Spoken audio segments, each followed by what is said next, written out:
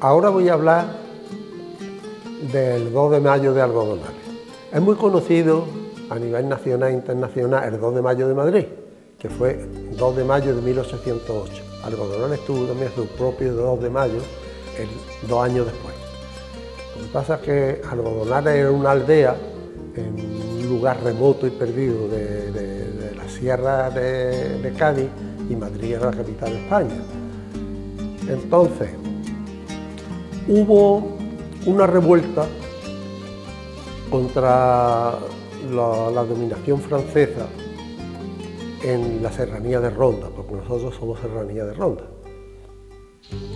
Resulta que el general, el mariscal Soult, que era el virrey de Andalucía, viendo que hacía falta dar un escarmiento a los rebeldes, llamó a un general de división, el general Jean-Pierre Maranzin, y lo mandó en una expedición de castigo a la sierra de Ronda. Entonces este hombre salió de Sevilla, llegó a Morón. En Morón le dijeron que los caminos para llegar a Algodonales eran muy malos porque él traía unas piezas de artillería y que no iban a poder llegar los cañones, así que los cañones los dejó en Morón.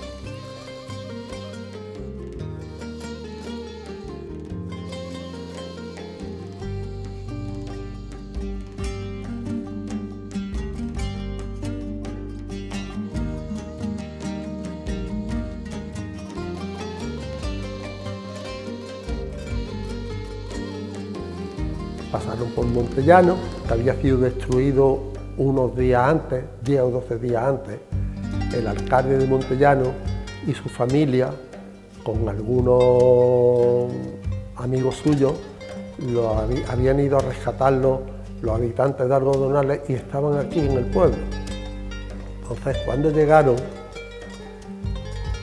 vieron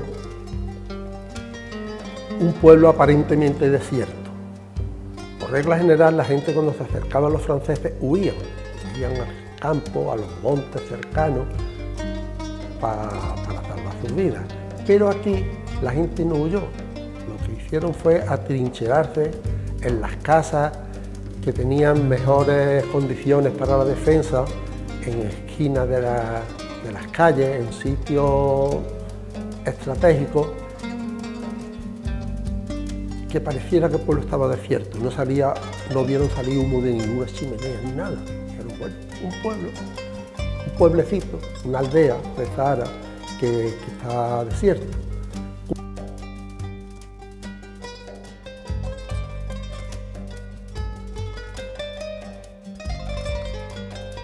Cuando entraron, empezaron a dispararle desde las esquinas, desde las ventanas, de los tejados, y entonces se dieron cuenta de que aquí había una gente que estaban escondidos y dispuestos a vendejar sus vidas.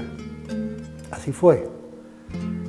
Se entabló una lucha desigual, pues porque venían alrededor de 2000 soldados franceses de 2 regimientos, con un destacamento de caballería que no era muy numeroso, pero que también hacía su labor. Desde encima de un caballo no es lo mismo que luchar a pie.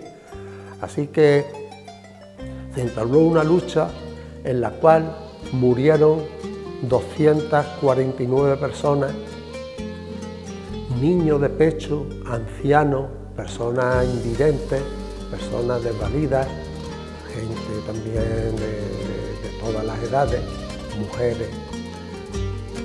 Fue una masacre indiscriminada.